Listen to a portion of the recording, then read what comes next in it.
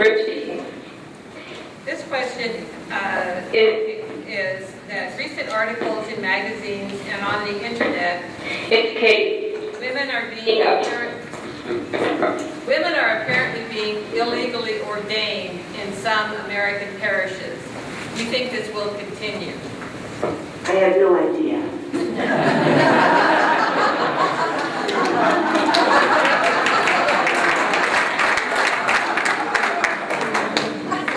Okay, let's see. Let's ask you another question real quick. For some time, the number of men electing to become priests has been declining. Is it the same for nuns? Are there fewer women becoming nuns today? Yeah, I'd just like to refer back to the last question. Really, no disrespect to the person who asked the question. I didn't really mean to be dismissive. I really do not have an idea about that. So I'm not sure where that will go.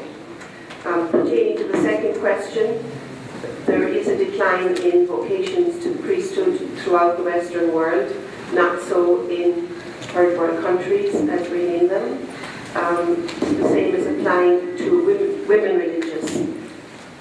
How we view that in the Roman Catholic Church is that since the Vatican Council in 1962, where the Pope at the time, John Paul I, said we must open the windows of the Vatican and of the Roman Catholic Church and let the Holy Spirit blow like the wind through.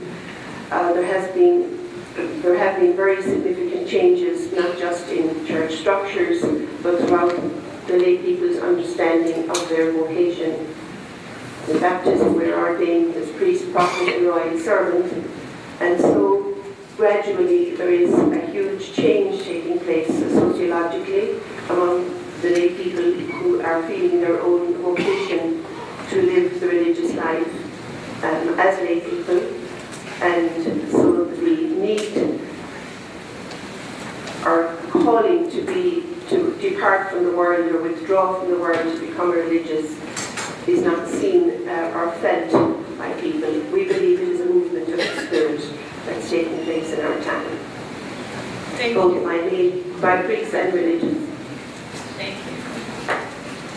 Zubeda, why does Sharia law say that it takes a testimony of 2 women to equal that of 1 man?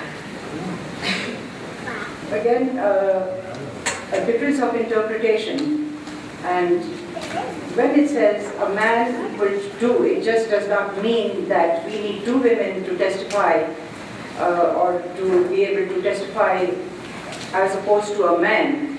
The simple reason being that there is a man and there are 2 women, because there are so many different roles that women have to play: take care of their home, take care of other activities, their husband, children, parents, in-laws, and so on and so forth. And when there is a need that the woman is not able to make it, to participate in that process, then at least there is another woman at hand to be able to do that. Or alternatively, if one woman fails to, because when they are chosen to testify or whatever it is, absolutely there is no way that you take the memory test and to see that, so just to be able to safeguard. But primarily it is not that a man equals to 2, certainly not. That's not the way it is. It is simply that if one has forgotten or if there is any problem, then the other one can help her along. But more so because it's a cumbersome process when you have to be able to testify, that if one is not available, you already have the other person at hand to be able to do justice to the work that she's been entrusted with. Thank you. Reverend Mary, do you have high church and low church? And within the low church, are they more tolerant and accepting of women in leadership? Can people hear that? High church in the Episcopal Church refers to the more traditional pomp and circumstance. Low church is more laid back, easygoing, unstructured. It's the same liturgy, but it's a different, it depends on what each parish it finds comfortable.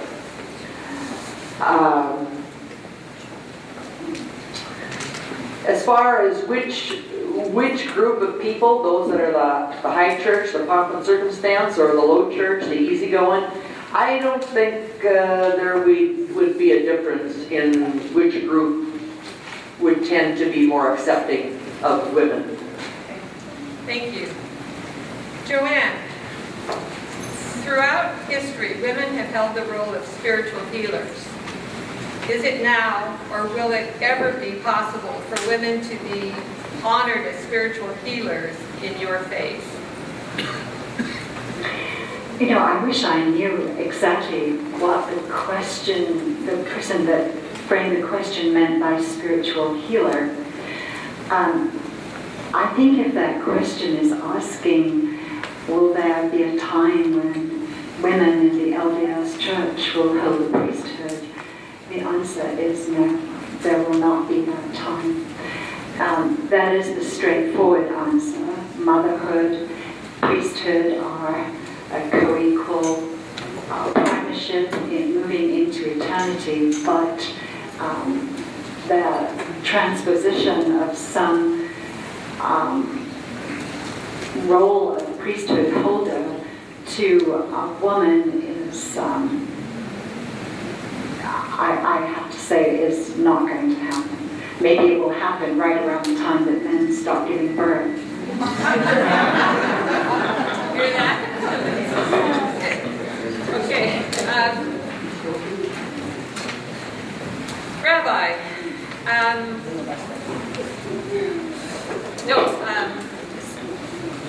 Candace, why did the matriarchal view of God or the divine fall away?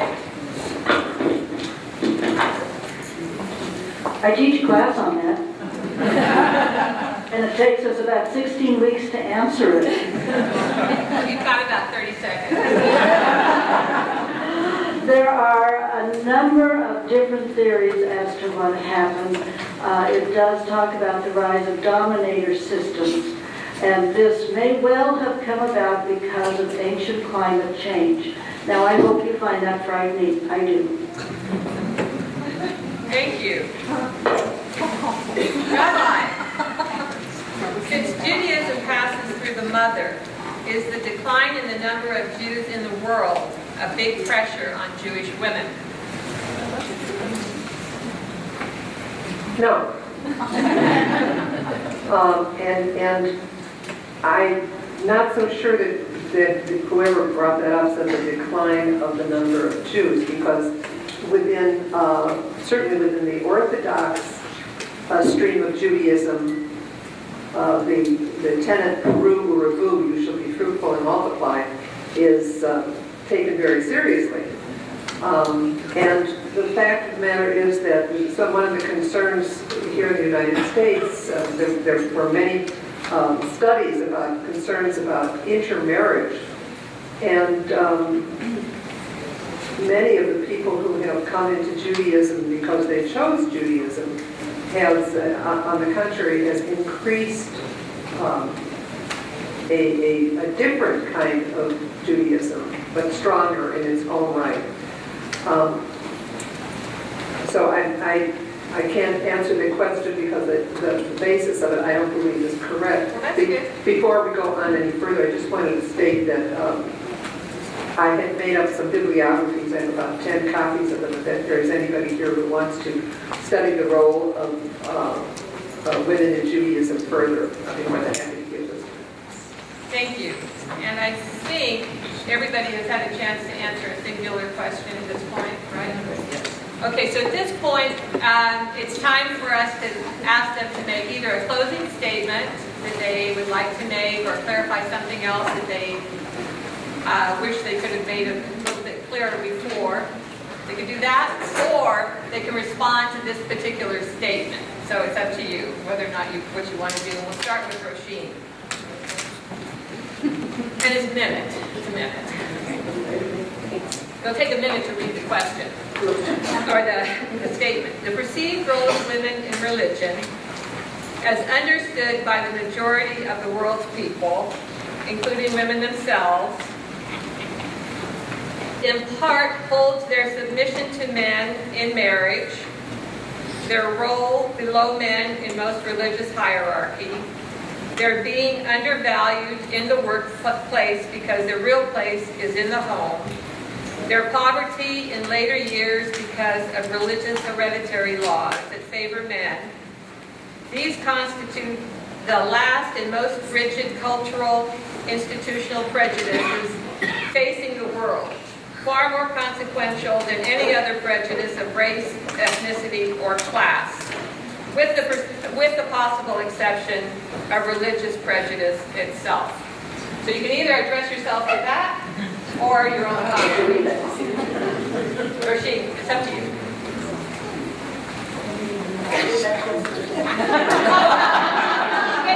Okay, here's the deal. You can either respond to that statement that they hear that question again. Okay. No. I think the basic question, or the statement is that most religions' misunderstanding, or the misunderstanding of most people in the world about the role of women is holding them captive in the most difficult, prejudicial circumstances, second only to religious. It sounds to me kind of a caricature. I think it's also maybe too general a statement. I think that most of us at the table here came originally from a very patriarchal society, a very patriarchal church system. And we are, I think, in our time emerging in all our faith traditions as well as in all our cultural traditions from that patriarchal model. So I think we are living in a very exciting, transitional, wonderful time to be emerging as women, empowering ourselves and those we work with as women. And so to me, it's too much of a caricature to respond to in any great detail. Great. Thank you. Zubaydah, either closing comment or you can address that. Well, I can answer the question that you put. First and foremost, the women are in Islam. The women in Islam are no captives because, like I said, we have equal standing, equal footage. I heard the word submission to man. Hey, there's no such way. The only entity, the only supreme power that we submit to, and that's what Islam is all about, submitting yourself to Allah, the Almighty, to nobody else. We bow to nobody else. We do not ask for help from anybody else. If we are in trouble, He's the one we invoke, and He's the supreme power. So submission is only to the will of Allah, to the command of Allah, and to Allah Almighty. So there's no question of submission to man. Then when we talk about the different underpaid or poverty and things like that, Islam gives us a very clear-cut standing. Man is responsible for his wife, for his children, for the upkeep of his home and everything, and to support her. The money that we earn, we are at liberty to take up a profession, to work or not to work, or just stay at home and be the queen bee. But if we work, we have the right. Our husband cannot force us to give him that money. If of our own will, if there is a need, then we do participate in that process and help out, in putting in our money for the household expenses or for whatever else needs to be done. But it's not forced upon us. So what we earn, we keep the money. What inheritance we receive, we are entitled to keep that as well. So all said and done, we have a lot of privileges and a lot of support in the system. And the closing statement would be, again, that a woman, 5 minutes of a speech or just short question and answers is not enough time to be able to talk on such an important topic. But hey, as they say, something is better than nothing. So I'm sure we received an insight into it. I really did, listening to all the other faiths over here. And as far as Islam goes, I cannot talk more. I would never have enough time to be able to talk about the role of a woman, because I see myself. I have multifarious things to do, and all with the support of my husband. If I didn't have the support, I even would not be sitting here today and talking. The extra knowledge that I have gained by way of religion, of course, education when I grew up, but extra knowledge by participating in community work and in any other work that would benefit mankind, womankind, regardless of race, caste, creed, or color, is all with the support of my husband. So I couldn't ask for anything more. Thank you. Mary. And I want to remind everybody just to try to take about a minute for the last comment.